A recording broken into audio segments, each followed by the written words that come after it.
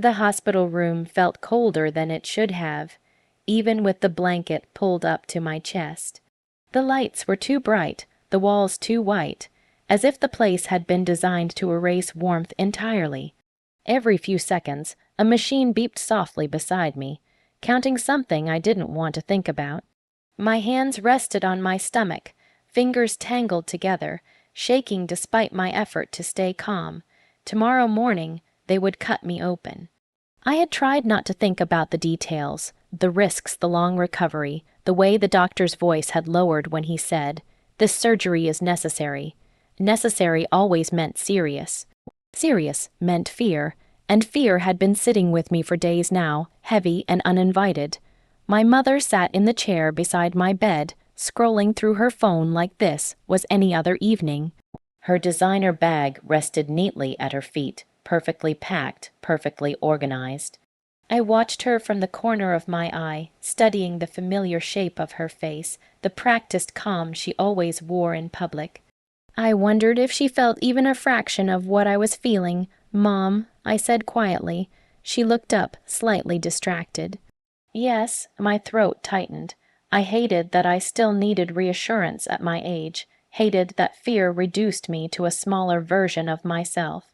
"You'll stay with me after the surgery, right?" She sighed, but not impatiently, more like someone indulging a child. She reached out and patted my hand. "Of course I will. Don't be dramatic." "I'm not," I whispered. "I'm just scared." That seemed to soften her. She put her phone down and finally looked at me properly. "I know, anyone would be, but I'll be here. I promised you, didn't I?" The word promised echoed in my chest. It mattered more than she knew. My entire body relaxed just a little, as if her words had loosened the knot tied around my ribs.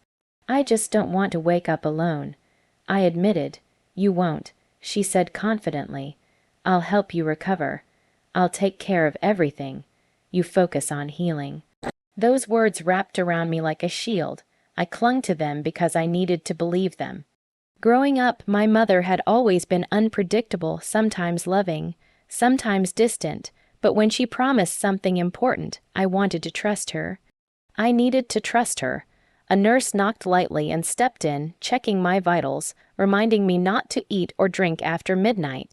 The routine instructions felt surreal, like they were meant for someone else. When the nurse left, the silence returned, thick and uncomfortable. "I hate hospitals," I said. My mother smiled faintly. "I know, but you're strong. You've always been strong." I almost laughed at that. Strength was something people assigned to you when they didn't want to help. Still, I nodded. Later that night, as visiting hours ended, my mother stood and picked up her bag. My heart jumped. "You're coming back in the morning?" I asked quickly. She paused, hand on the strap of her bag. "Of course, early. I'll be here before they take you in. Promise." I asked again, hating myself for needing to hear it twice. She rolled her eyes gently but smiled. "Yes, I promise." When she left, the room felt emptier than before. I lay awake for hours, listening to distant footsteps and muffled voices in the hallway. My mind ran through worst-case scenarios, each one darker than the last. Every time panic threatened to overwhelm me, I repeated her promise like a prayer. "She'll be there." "You won't be alone." In the early morning, the nurses came to prepare me. They helped me into a gown, checked my Roman 4, explained the process again. I nodded mechanically, my eyes darting to the door every few seconds. "She'll be here," I told myself. She promised. Just before they wheeled me out, my mother arrived. Her hair was perfectly styled, her makeup flawless, like she was heading to a brunch instead of her child's surgery. Still, relief flooded me when I saw her. "There you are," I said, my voice cracking. She leaned down and kissed my forehead. "I told you I'd come." As they rolled me toward the operating room, she walked beside me for a few steps, squeezing my hand. "Everything will be fine. I'll see you when you wake up." The doors swung open. Cold air rushed over me. The lights above blurred into one long line as I was moved inside. Fear surged again, sharp and overwhelming. "Mom," I whispered one last time. "I'm right here," she said. The anesthesia mask lowered over my face. The world began to fade, my thoughts slowing, slipping away. The last thing I held on to before everything went dark was her promise. I didn't know yet how fragile it was. I woke up to pain before I woke up to light. It was a deep, burning ache that seemed to live in my bones, spreading outward with every breath. My mouth felt dry, my tongue heavy, and my chest rose and fell like it didn't quite belong to me anymore. For a moment, I didn't know where I was. Then the smell of antiseptic rushed back, and memory followed. The surgery, my eyes fluttered open. The ceiling above me was unfamiliar, dotted with fluorescent lights that hurt to look at. Machines hummed and beeped around me, each sound sharp against my foggy mind. I tried to move my fingers and winced. "Mom," I croaked, my voice barely more than air. No answer. I turned my head slowly, every inch of movement sending a jolt through my body. The chair beside my bed was empty, no coat draped over the back, no familiar purse on the floor, no warmth of someone waiting. Panic bubbled up inside me. She'll be back, I told myself. She probably stepped out. A nurse appeared moments later, her expression calm and kind. She checked my monitors, adjusted my Roman 4, and smiled gently. "Welcome back," she said. "Surgery went well." "Where's my mother?" I asked, my heart racing. The nurse hesitated. "Just a fraction too long. She had to leave," she said carefully. "She said she'd check in later." "How long ago?" I asked. "Yesterday afternoon." Yesterday. The word echoed in my head like something breaking. The nurse must have seen the look on my face because she squeezed my hand softly. "Try to rest," she said. "You're safe here." But safe wasn't the same as not being alone. As the medication dulled the pain slightly, a heavier ache settled in my chest. My mother had promised she'd be there when I woke up. She had looked me in the eyes and sworn she wouldn't leave. And yet, here I was, waking up alone, surrounded by strangers. When I finally gathered the strength to reach for my phone, my hands were trembling. There were several unread messages. The first one made my stomach drop. "Sweetheart, I'm so sorry. Something important came up." I opened the next message. I really needed a break. This opportunity was last minute. Then came the photo, her legs stretched out beside a crystal blue pool. A white towel, a drink with fruit on the rim, sunlight reflecting off water so clear it looked unreal. A luxury resort. My vision blurred as tears spilled down my cheeks. My chest tightened until breathing felt like work. She hadn't left because of an emergency. She hadn't been forced. She had chosen this. Another message followed. "You're strong. You'll be fine. The nurses will take great care of you. I'll call soon. Love you." I stared at the screen, my hands shaking, my heart pounding with something close to disbelief.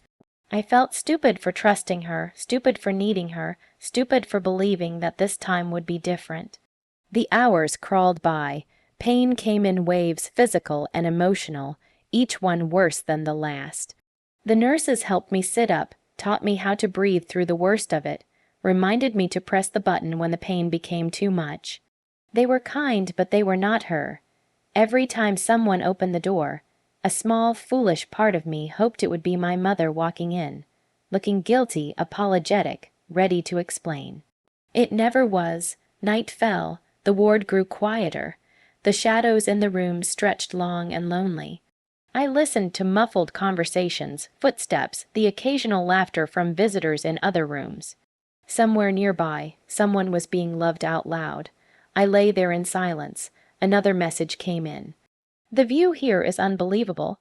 Something inside me cracked. I turned my phone face down and stared at the ceiling, tears sliding silently into my hair.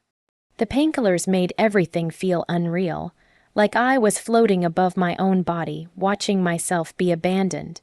By the second day, reality settled in fully. She wasn't coming back, not today, not tomorrow. I would have to recover without her. I learned quickly how alone feels when you're weak. Simple things, sitting up, drinking water, standing for a few seconds, became battles. Each small victory came with no one to celebrate it, no hand to hold, no voice saying, "I'm proud of you." Instead, I learned how to whisper encouragement to myself. "You can do this." A nurse named Clara noticed. She stayed a little longer each time she checked on me, adjusted my pillows, spoke to me like I mattered. "You're doing really well," she said once, and I almost cried from the kindness. Still, every quiet moment reminded me of the promise my mother had broken. She had chosen comfort over me, escape over responsibility, a luxury resort over her own child's recovery. As I drifted into a restless sleep that second night, one thought settled deep in my chest, heavy, undeniable, and permanent. I would never rely on her again. And I didn't yet know it, but that decision would change everything. The first morning I woke up without expecting my mother to walk through the door was the strangest. The disappointment was still there, sharp and familiar, but it no longer surprised me. It sat quietly beside the pain in my body, like an old wound that had stopped bleeding but hadn't healed yet. I had accepted the truth, I was on my own. That realization didn't make me stronger immediately. It didn't come with a sudden surge of courage or confidence. Instead, it came with exhaustion. I was tired of hoping, tired of being let down, tired of shrinking myself to fit into someone else's convenience. Lying there, staring at the pale morning light creeping through the window, I understood that if I was going to heal, I would have to do it without waiting for anyone to save me. The nurses became my anchors. They helped me learn how to move without tearing stitches, how to manage pain without panicking, how to ask for help without feeling like a burden. Clara checked on me before her shifts ended, always smiling softly. "You're tougher than you think," she said once, adjusting my blanket. I believed her more than I believed anyone else. When I was discharged, the hospital doors felt heavier than I imagined. I walked out slowly, leaning on a borrowed walker, my bag slung over my shoulder. There was no familiar car waiting. No concerned face scanning the crowd, just a taxi idling by the curb. I climbed in alone. Recovery at home was harder than anything I'd faced in the hospital. There were no call buttons, no nurses on standby. Every task required planning and patience. Showering felt like running a marathon. Cooking meant surviving on simple meals and microwave soups. Some nights, the pain woke me up so suddenly that I gasped, gripping the sheets until the wave passed. My mother sent occasional messages. "How are you feeling? You should rest more. I'll come visit when things calm down." I stopped answering with details. Short replies replaced long explanations. Somewhere along the way, I realized I was protecting myself. As the weeks passed, something unexpected happened. My body slowly began to cooperate again. I could walk farther each day. I could sit without wincing. I could laugh without fear of tearing something inside me. Every small improvement felt like a quiet victory. Strangers became support in ways I never anticipated. A neighbor I barely knew brought groceries one afternoon. A coworker dropped off home, made soup without asking for thanks. A physical therapist cheered every tiny milestone like it was a major achievement. Their kindness filled spaces I hadn't known were empty. I began to see something clearly. Love didn't always come from the people who were supposed to give it.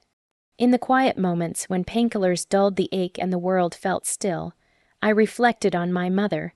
Not with anger, but with honesty.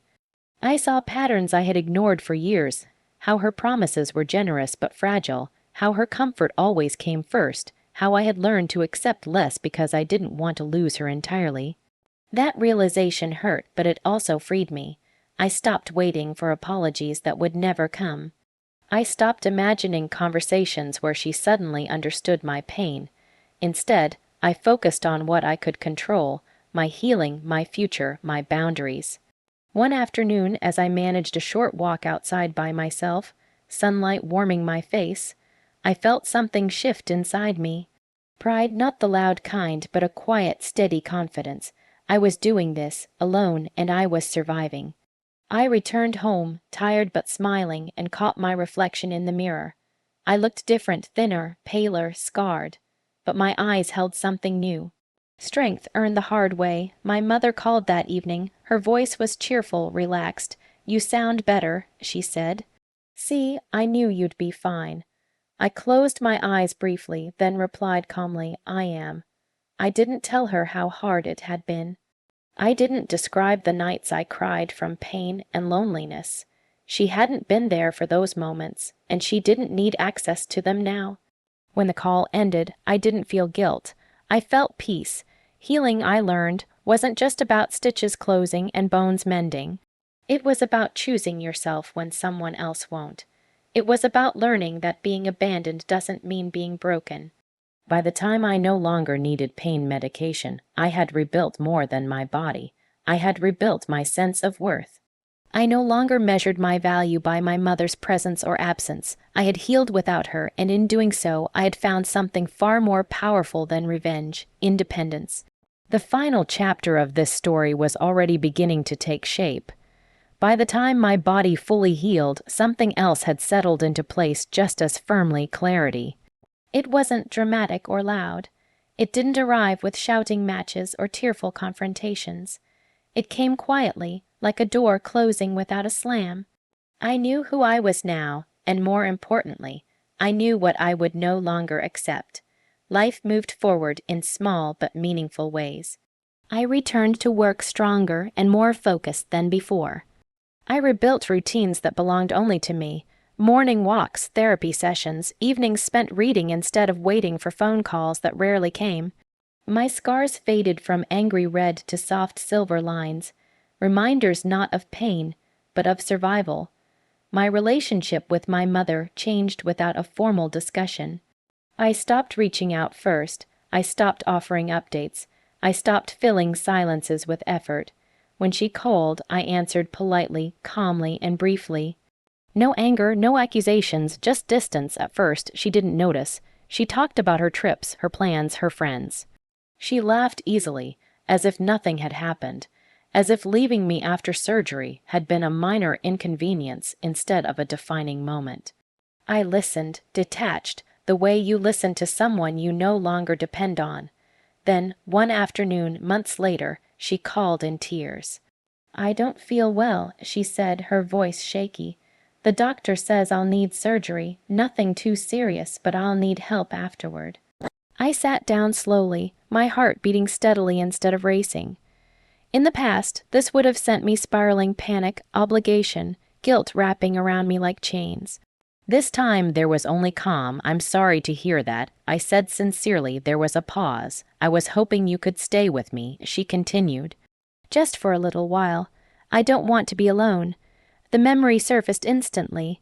The hospital ceiling, the empty chair, the photo of her feet by a pool. "Not as a wound, but as a lesson. I can't," I said gently. She inhaled sharply. "What do you mean you can't?" "I mean I'm not able to do that," I replied. "I hope everything goes well, though." Silence stretched between us, thick and stunned. "But I need you," she said finally. "You're my child." I closed my eyes, choosing my words carefully. I was your child then, too. The truth landed without cruelty. I didn't raise my voice. I didn't accuse her. I didn't list her failures. I simply held the boundary I had built during my recovery.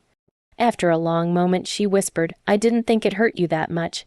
"I know," I said quietly. "That's why things are different now." We ended the call shortly after. I sat there, phone in my hand, waiting for guilt to flood in. It didn't. Instead, I felt light, free. That night, I slept deeply for the first time in a long while. No racing thoughts, no rehearsed arguments, just rest. In the weeks that followed, I heard through relatives that my mother had been shocked by my refusal. Some said I was cold. Others said I was finally standing up for myself. I didn't correct anyone. Their opinions no longer shaped my sense of self.